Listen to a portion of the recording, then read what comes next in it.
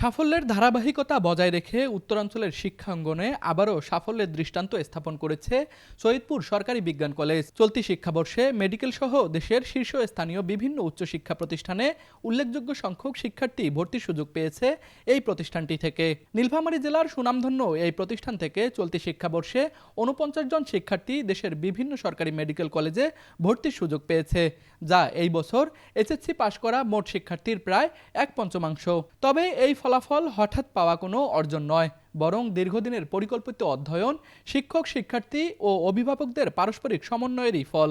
তো দেখা যায় যে চান্স পাওয়ার সময়ই অনেক ভালো শিক্ষার্থীরা ওখানে চান্স পায়।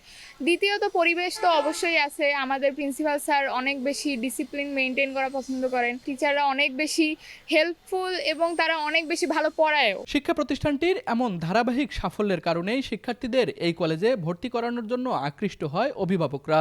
তারা জানায়, প্রতিষ্ঠানটির শিক্ষকদের নিরলস শ্রম এই সাফল্যের মূল চাবিকাঠি। বিজ্ঞান কলেজের সব টিচারই খুব এক্সপার্ট, অভিজ্ঞ ওনরা, এবং ওনরা স্টুডেন্টদের খুব টেক কেয়ার করেন এবং যখন যে সমস্যা হয় ওনারা তো তাৎক্ষণিকভাবে তার সমাধান দেন।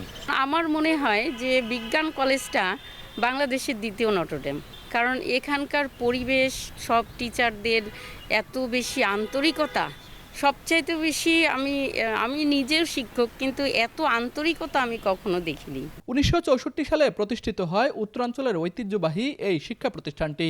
২০২০ সালে সৈয়দপুর সরকারি টেকনিক্যাল কলেজ থেকে নতুন নামকরণ করা হয় সৈয়দপুর সরকারি বিজ্ঞান কলেজ নামে। সরকারি প্রতিষ্ঠান এবং এই শিক্ষা প্রতিষ্ঠানগুলোতে শৃঙ্খলা যদি ঠিক থাকে, একাডেমিক কার্যক্রম থেকে শুরু করে অন্যান্য কাজগুলোতে আমরা সবসময় যদি ডিসিপ্লিনটা মেনটেন করতে পারি তাহলে ভালো করার সুযোগ থাকে।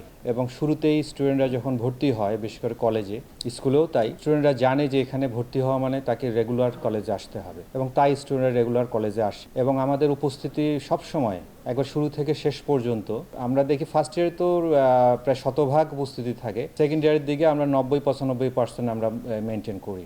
এই উপস্থিতিটা মেনটেন করা একটা গভর্নমেন্ট কলেজের জন্য বড় চ্যালেঞ্জ বটে, এটা আমরা অব্যাহত রাখি। এবং উপস্থিতি মানে আমরা স্টুডেন্টকে জোর করে কলেজে আনি এরকম না, কিন্তু প্রথম দিকে স্টুডেন্টরা জানে যে অনেক সময় বাইরে এখন দেখা যায় ক্লাস স্টুডেন্টরা উপস্থিত থাকতে চায় না, এই কারণে স্টুডেন্টরা এখানেও প্রথম দিকে এরকম একটা ধারণা নিয়ে আসে।